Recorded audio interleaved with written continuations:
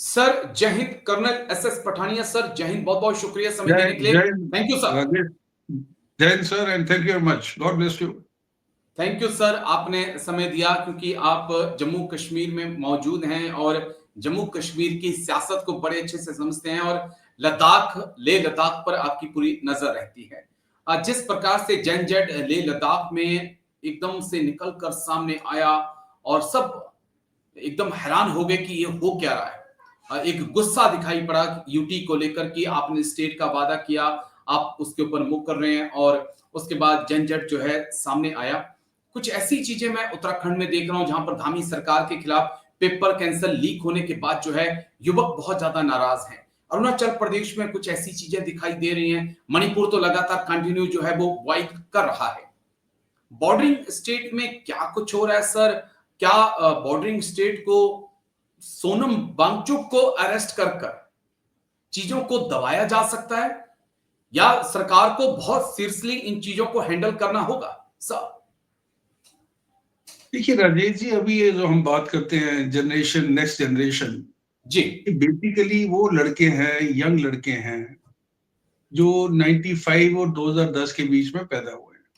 जी ये वो जनरेशन है जिसके पास दुनिया भर का सोशल मीडिया, आप फेसबुक देख लीजिए, ट्विटर देख लीजिए, व्हाट्सएप देख लीजिए, चैट जीपीटी, आर्टिफिशियल इंटेलिजेंस, और इनके पास बहुत वक्त और इनके पास वो काबिलियत है कि वो इस जितना भी ये सोशल मीडिया प्लेटफॉर्म है जी उनके ऊपर ये नजर गाड़ के रख सकते हैं। अभी आपका बिल्कुल दूसरा सवाल है बॉर्डरिंग स्टेट्स का। देखिए, अगर हम इंसर्जेंसी की बात करते हैं या मिलिटेंसी की बात करते हैं, उसके लिए दो चीजें बहुत जरूरी है। सबसे पहले आपके पास एक कॉज होना चाहिए और दूसरा आपको कोई नेशन जो है, अब ये मणिपुर की बात कर लीजिए, म्यांमार वहां पे बैठा हुआ है। पंजाब जी की आप बात कर लीजिए, जब मिलिटेंसी थी पाकिस्तान वहां बैठा हुआ है। उत्तराखंड की बात कर लीजिए, चाइना उसमें इतना ज्यादा इंटरेस्ट नहीं है। उत्तरांचल में अरुणाचल में वो अपना काम कर रहा है। जी लद्दाख के अंदर अभी किसी की एक्टिव इन्वॉल्वमेंट नहीं है। चाइना का इंटरेस्ट है बट वो इन्वॉल्वमेंट नहीं है। जी अभी ये देखिए, ये जनरेशन नेक्स्ट का भी नाम आया है, बट आप अगर देखेंगे श्रीलंका में जब ये कू हुआ था और जब प्रेसिडेंट को वहां से भागना पड़ा था, उसके बाद आप देखिए म्यांमार में एक अलग किस्म की गेम चल रही है। वहां जी सरकारी जो सरकार और जो हुंटा बना हुआ है रेबल्स का, उसके बीच में लड़ाई चल रही है और रेबल्स आर डोमिनेटिंग। बिल्कुल उसके सर। बाद आप मणिपुर में आ जाइए, मणिपुर में टिपिकल इंसर्जेंसी है और उसकी जो वजह है वो है कि मैती और कुको की जो इनके फैक्शंस हैं, इनमें लड़ाई चल रही है। अभी आप आ जाइए लद्दाख के अंदर। लद्दाख का क्या है, ये एरिया जो है ये पहले जम्मू, जो 3 डिवीजन थे यहाँ पे, कश्मीर डिवीजन था, एक लद्दाख जी डिवीजन था और एक जम्मू डिवीजन था, जब जेके जेएनके की स्टेट वहां थी। ओके अभी इनका जो एरिया है वो तकरीबन 59,000 स्क्वायर किलोमीटर है और दूसरी तरफ अगर हम देखें पॉपुलेशन जो है, वो इनकी पॉपुलेशन सिर्फ 3 लाख के करीब है, मे बी 3,05,000। अभी 95 से पहले ये एक डिवीजन थे, जेएनके जो गवर्नमेंट थी या जो भी यहाँ पे निजाम चलता था, इन्होंने ऑटोनॉमी मांगना शुरू कर दी। ऑटोनॉमी इनको 95 में मिल गई, जिसके अंदर लेह काउंसिल और कारगिल काउंसिल बन गई। उसके बाद इनकी जो नेक्स्ट ये चाहते थे कि हमारी एक सेपरेट स्टेट बने। जी उसके लिए कुछ क्वालिफिकेशन रिक्वायरमेंट भी तो होनी चाहिए ना। अब आप 3 लाख की पॉपुलेशन के साथ आप स्टेट डिमांड कर रहे हैं और आप चाहते हैं कि 6 कॉन्स्टिट्यूशन अमेंडमेंट हो उसके अंदर, ताकि आपके जॉब प्रोटेक्ट की। एवरीबडी वांट्स इट, सारे बिल्कुल यही चाहते हैं। अभी सवाल ये है कि आप क्या नेगोशिएशन में इन्वॉल्व होंगे या आप जो है एक वायलेंट एक्शन ले लेंगे। सोनम वांगचुक जो है पिछले 14 जी दिन से स्ट्राइक पे बैठा हुआ था, बिल्कुल सर। उसके 2 साथी हॉस्पिटलाइज हो गए थे। तो ये भी जरूरी है कि हमारी जो इंटेलिजेंस एजेंसीज हैं जी उनके पास ये इंफॉर्मेशन होनी चाहिए थी कि सिचुएशन कैन गो रॉन्ग। बिल्कुल अभी सर। उसको अरेस्ट कर लिया है, लेकिन उससे पहले जो है 4 लोगों की फेटल कैजुअलिटी हो गई है, 70 से ज्यादा घायल है। अभी बिल्कुल वहां कर्फ्यू जैसी सिचुएशन चल रही है। तो अभी सवाल ये है कि ऐसी चीजें होने क्यों दें। इसी के लिए आपके पास देखिए दुनिया भर की सेंट्रल एजेंसी वहां बैठी हुई है, गवर्नर साहब, लेफ्टिनेंट गवर्नर वहां बैठे हुए हैं, उनके पास अपनी एजेंसी है और कोई इतना बड़ा एरिया भी नहीं है। जिसको आप कह सके कि यूपी जैसा है, उसको हम कंट्रोल नहीं कर सकते, 25-24 करोड़ पॉपुलेशन है, 3 लाख तो कुल पॉपुलेशन है। तो ये कहीं ना कहीं ये दर्शाता है कि हमारी जो इंटेलिजेंस है वो एक्टिव नहीं है। अभी सवाल ये उठता है कि क्या अगर हम इनकी मांग मान लेते हैं तो कल जो है हर कोने से ये आवाज उठेगी। तो क्या हमें ये स्वीकार है कि देश का डिसइंटीग्रेशन हो?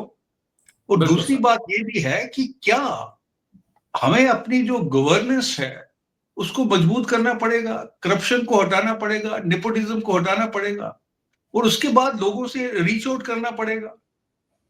क्योंकि नेपाल के अंदर भी आप देखें, तकरीबन जो सिचुएशन है उससे हमें और उनमें ज्यादा फर्क नहीं है। श्रीलंका में भी तकरीबन नहीं था, इकोनॉमिकल डेवलपमेंट नहीं है, अनएम्प्लॉयमेंट है, ये सारी समस्याएं तो कॉमन है ना। और उसका जो रिड्रेसल का प्रोसीजर है, that has to be in a peaceful manner, violence से तो कुछ नहीं मिलेगा। और जी दूसरा ये होता है कि आपके जो पड़ोसी देश है, जो हमारे अच्छे दोस्त हैं, चाइना और पाकिस्तान, वो तो एक बिल्कुल अपॉर्चुनिटी ढूंढ रहे हैं। बिल्कुल। और चाइना वैसे भी लद्दाख के ऊपर वो क्लेम करता रहा है कि ये तो हमारा हिस्सा है, तिब्बत का हिस्सा है और हमें मिलना चाहिए। तो we have to be very very clear about the external threat as well as internal threat, और उसके लिए हमें तैयार रहना पड़ेगा। और ये सिचुएशन अगर आउट ऑफ कंट्रोल हो जाती है तो उसके जो नतीजे हैं वो हमारी देश की यूनिटी और इंटेग्रिटी के लिए वो खतरनाक साबित हो सकते हैं आने वाले समय में। जी। क्योंकि आपने एक बात की, छठी सूची की बात की, छठी अनुसूची की, भारतीय संविधान के बारे में कहा जाता है कि बड़ी अहम है ये अनुसूची। जो खासकर आदिवासी जो क्षेत्र होते हैं राज्य में, तो उनको प्रदान की जाती है, जिसमें संस्कृति, जमीन, संसाधन, उनकी रक्षा ये लोग कर सकते हैं। फिलहाल छठी सूची में 4 ही राज्य हैं, जिसमें असम, मेघालय, त्रिपुरा, मिजोरम शामिल हैं। इन्हीं को उसमें रखा गया है। लेकिन जिस प्रकार से बीच में तमाम ऐसी खबरें आई कि अडानी को लद्दाख की जो अहम हिस्से हैं, बाकी जमीनें सौंपी जा रही हैं, उसको लेकर युवा चिंतित है। उसे हम कैसे देख सकते हैं? वांगचुक का ये आरोप है कि चीन जो है धीरे धीरे लद्दाख की जमीन पे कब्जा करता जा रहा है, लेकिन हम ये कहने में बिजी हैं कि हमारी कोई जमीन किसी के कब्जे में नहीं है, चीन हमारे एरिया में घुसा नहीं है। और जो आवाज उठाता है उसके खिलाफ आप ईडी का इस्तेमाल करते हैं, आप सीबीआई का इस्तेमाल करते हैं, ताकि आवाजों को बुलंद कर दिया जाए। तो युवा को, आज के युवा को ऐसे तो आप उनकी आवाजों को बंद नहीं कर सकते हैं। वो सब देख रहा है, सब समझ रहा है। देखिए, इसीलिए मैं आपसे बात कर रहा था। देखिए, जहां तक नॉर्थ ईस्ट की सवाल है, वहां पे आर्टिकल 371 है, और वो सिर्फ ना नॉर्थ ईस्ट में है बल्कि बाकी कुछ देश के हिस्सों में, आपके हिमाचल में है वो, जी जिसमें आपका लैंड बैंक प्रोटेक्ट किया गया है, जिसमें आपके जॉब तो नहीं है, बट होना क्या चाहिए अभी अरुणाचल के अंदर, या ये जो जहाँ पे 371 है, मिजोरम ले लीजिए, वहां पे उनके लैंड बैंक प्रोटेक्ट किए जा रहे हैं, उनके जॉब प्रोटेक्ट किए जा रहे हैं, उनका आर्ट एंड कल्चर प्रोटेक्ट किया जा रहा है। तो 6 शेड्यूल की जगह अगर यहाँ पे हम 371 लगा देते हैं तो इनकी लोगों की डिमांड तो पूरी हो जाएगी। और मैं तो ये बोलता हूँ कि आप नॉर्थ ईस्ट को लद्दाख से, बिकॉज ये भी ट्राइबल एरिया, वो भी ट्राइबल एरिया है, सो यू जी have to treat them with the same vision, कि भाई हमने बराबर इनको देखना है। और उसी तरीके से जब मैं अपनी बात करता हूं कि हम जब सेपरेट जम्मू की डिमांड कर रहे हैं, हम भी चाहते हैं कि वो जो उसके अंदर, जब जम्मू कभी भी अगर बनता है सेपरेट यूटी और स्टेट, उसके अंदर आर्टिकल 371 की जो अप्रोप्रिएट प्रोविजन उनको लगाया जाए। जी। जरूरी है। देखिए, सबसे बड़ी चीज मुझे लगता है कर्नल एस पठानिया सर, क्योंकि आप लोगों के बीच जाते हैं, आप सैनिक समाज पार्टी के मुखिया भी हैं। युवा को रोजगार चाहिए, कहने का मतलब साफ है कि अगर युवा पढ़ा लिखा है, उसके माँ बाप ने उसकी पढ़ाई पर लाखों खर्च किए हैं, तो वो भी चाहते हैं कि बच्चे को रोजगार मिले, और युवा भी चाहता है कि हमें रोजगार मिले। आपको ये प्रोवाइड करना पड़ेगा। अगर आप प्रोवाइड नहीं करेंगे और आपको लगेगा कि 1.5 जीबी के सहारे युवा 24 घंटे निकाल देगा और अगले दिन फिर उसे 1.5 जीबी मिल जाएगा, वो उसमें व्यस्त रहेगा, तो फिर आप गलतफहमी में जी रहे हैं। क्योंकि पेट की भूख और जिंदगी, अच्छी जिंदगी जीने के अरमान जो हैं, उसे घर से बाहर निकालेंगे। देखिए राजेश जी, अगर हम एम्प्लॉयमेंट की बात करते हैं तो ये जो फुली डेवलप्ड कंट्रीज, आप यूएसए देख लीजिए, यूरोपियन कंट्रीज देख लीजिए, अनएम्प्लॉयमेंट वहां भी है। वहां की गवर्नमेंट क्या करती है, उनको एक भत्ता देती है जिससे वो अपना गुजारा कर सके। इंडिया में पॉपुलेशन 140 करोड़ है, सरकारी जॉब कितने, और यहाँ पे हर एक आदमी सरकारी जॉब चाहता है। दूसरा, गवर्नमेंट ने जो स्किल डेवलपमेंट प्रोग्राम लाया था, उसका भी कहीं ना कहीं मेरे को इफेक्ट नजर नहीं आ रहा है। तो गवर्नमेंट को उसके ऊपर भी ध्यान देना चाहिए। और साथ में ये जरूरी है कि लोकल लेवल के अंदर जो स्टेट्स हैं वो जितना जॉब जनरेट कर सकते हैं, और उसका सबसे बढ़िया जो तरीका है वो है कि आप इंडस्ट्री लगाइए। जी जब इंडस्ट्रीज लगेंगी, एंटरप्रेन्योरशिप आएगी, स्टार्टअप का कंसेप्ट तो है, how much it is effective I don't know. तो ये सारी चीजें गवर्नमेंट को संज्ञान लेना पड़ेगा। सिचुएशन इज ग्रिम, और ये जो जनरेशन है, it can't be dealt the way our generation has been dealt. हमें तो कुछ पता ही नहीं होता था कि क्या हो रहा है, बिल्कुल। और ये सिचुएशन अभी भी है। ये देखिए, ये जो अगर हम कस्बों की बात करते हैं, गांव तक आजकल इंटरनेट की रीच है, तो जो अवेयरनेस का दायरा है वो बहुत बढ़ गया है, और गवर्नमेंट के ऊपर उतनी ज्यादा जिम्मेवारी है कि इस इशू को सीरियसली टैकल करे और इसका कोई सोल्यूशन निकाले।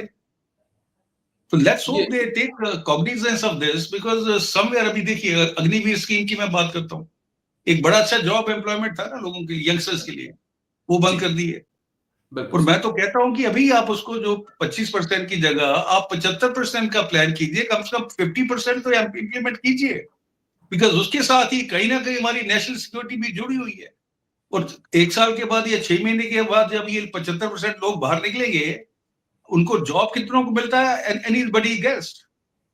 उसमें से ज्यादातर जो लोग हैं ट्रेंड होने के बाद वो किस मोड में जाते हैं, किससे मिलते हैं, ये भी एक प्रश्न चिन्ह है जिसका जवाब गवर्नमेंट को ढूंढना पड़ेगा। और ये भी जेन जेड के अंदर ही आएंगे, क्योंकि एज इनकी भी वही होगी, 22-23, 21-22-23 के अंदर ये रिटायर्ड होके घर आ जाएंगे। तो जेन जेड के अंदर इनको भी गिना जाएगा सर। और हाल ही में एक खबर आई थी जिसपे शायद आपने भी गौर किया, मेरी भी चर्चा हुई, कि एक अग्निवीर तेलंगाना से चलता है, मुंबई पहुंचता है, दूसरे अग्निवीर की राइफल चुराता है, ट्रेन में बैठता है और फिर तेलंगाना पहुंच जाता है।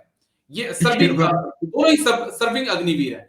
तो ये देखिए, चीजें, जी I agree with you. You see the, as I told you, पिछली बार हमने जब इशू डिस्कस किया था, बिल्कुल। एक ट्रेन सोल्जर को, एक मोटिवेटेड सोल्जर को बनाने के लिए, जिसके अंदर रिस्पॉन्सिबिलिटी और अकाउंटेबिलिटी का फैक्टर है, कम से कम 7 साल की जरूरत है। ये लोग इसको कैजुअली ले रहे हैं, बिकॉज उनका फ्यूचर, उनको ये पता नहीं कि कल हम रहेंगे या नहीं रहेंगे। तो मैं तो बड़ी बार आपसे ये रिक्वेस्ट भी करता हूँ आपके चैनल के थ्रू गवर्नमेंट से, kindly consider this, because it is also, the need of our national security as well as job generation, जो पहले हो रहा था। जी अभी क्यों गवर्नमेंट ये कर रही है, कितना पैसा बचाना चाहते हैं, I really don't know about बिल्कुल सर। और मैं बड़ा हैरान हूं, क्योंकि हाल ही में जानकारी आई थी कि 45 से 50 हजार अग्निवीरों की पूरे साल में भर्ती हो रही है। उसमें से भी आप 75% को निकाल देंगे, आपके पास जो है 15 से 20 हजार जवान बचेंगे। 40 हजार आपके ये रिटायर्ड हो जाएंगे, 60 हजार आपके परमानेंट फौजी रिटायर्ड होंगे, यानी कि सीधा 1 लाख आपके पास जो सैनिक हैं वो रिटायर्ड होंगे, और 20 हजार आपके पास भर्ती होकर रहेंगे। कमाल की बात है, लेकिन शायद कुछ तो उन्होंने सोचा होगा।